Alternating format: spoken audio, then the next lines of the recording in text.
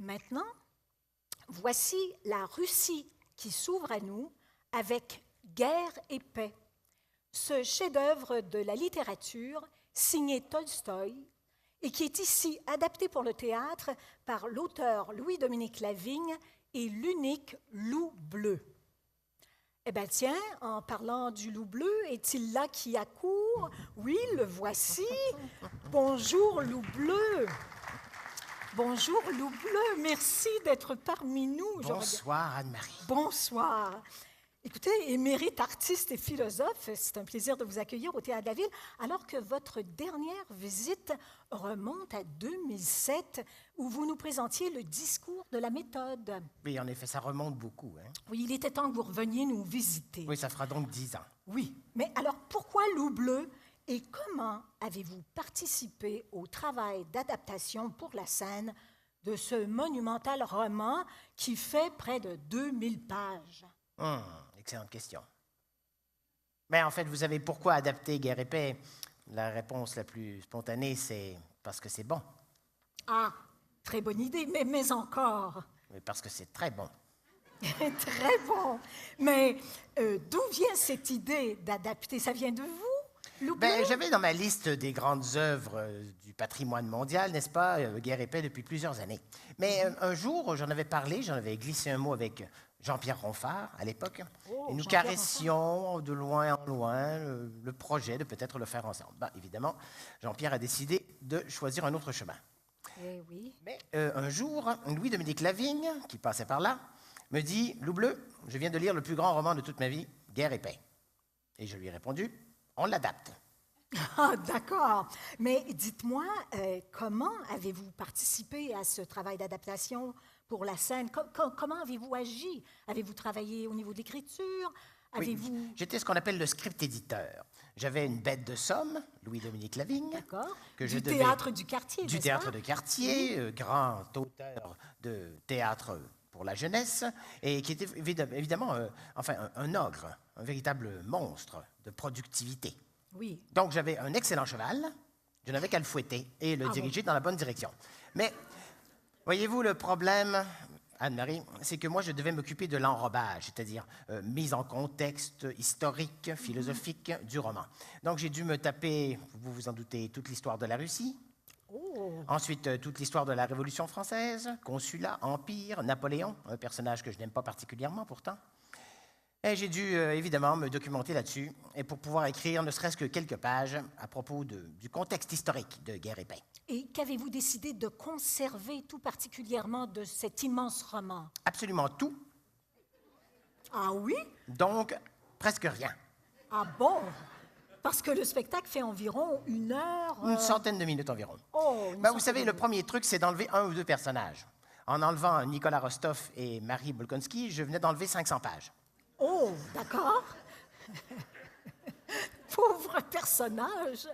Alors, vous avez retenu quoi? L'histoire d'amour, vous l'avez retenue? Oui, nous avons à peu près tout retenu. Mais ce que nous avons fait, en fait, c'est qu'il ne reste aucune phrase de Tolstoï dans le spectacle. D'accord, d'accord. Et Louis-Dominique Lavigne, je lui ai demandé de réécrire dans ses mots tout le récit. Alors, il a écrit, réécrit et réécrit pendant presque 2 ans. Et finalement, nous avons conservé l'histoire, le récit, la caractéristique principale des personnages, la pensée, la philosophie de Tolstoï, mais nous n'avons pas gardé les répliques. D'accord. Le texte et lui-même. dites-moi, Loup Bleu, qu'est-ce que cette œuvre qui date de la fin du 19e siècle, qu'est-ce qu'elle nous dit de notre époque et qu'est-ce qu'elle nous dit à nous du 21e siècle? Vous avez 1 heure à m'accorder?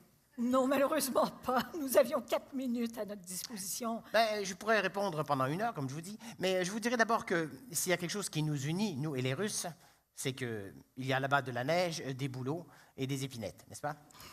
D'accord. Ainsi que des régions minières. Donc, la réalité du Russe et la réalité du Québécois moyen se ressemblent beaucoup. La seule chose qui nous sépare, c'est la langue. Donc, il n'y a pas d'excuse pour ne pas se plonger dans les œuvres de la littérature russe, puisqu'ils nous ressemblent intimement. Lorsque un Québécois lit une œuvre russe, je pense qu'il est capable de sentir dans sa chair la réalité russe beaucoup plus que n'importe qui, n'importe où sur Terre. D'une part.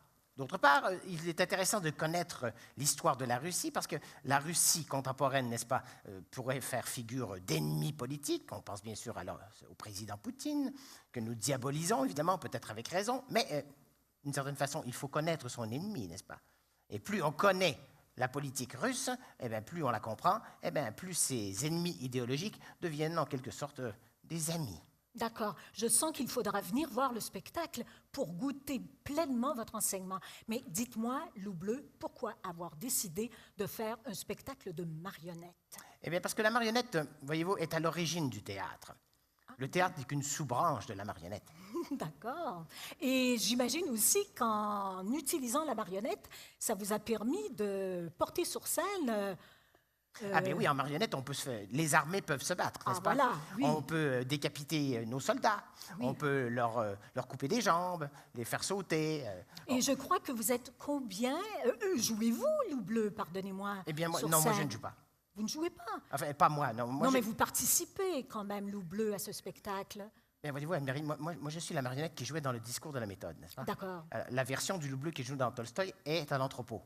Ah, d'accord, d'accord. Mais il y a donc un loup bleu Oui, qui... oui, bien sûr, évidemment, il y a un loup bleu. Ah, d'accord, qui est présent. Ah oui, mais ce n'est pas moi. Mais il y a aussi, j'ai cru voir, en voyant le spectacle, j'ai cru voir Tolstoï sur scène. Tolstoï lui-même, bien sûr. Oui. Ben, évidemment, parce que vous savez qu'il est un peu contrôlant, il essaie de diriger le récit, corriger évidemment ce que je dis, et corriger l'auteur, Louis-Dominique Lavigne. Alors, vous serez donc, c'est-à-dire une copie conforme, n'est-ce pas, Loup Bleu, sera donc présent sur scène, accompagné de plusieurs personnages. Oui, 4 comédiens qui jouent environ 7558 personnages. Tout un programme.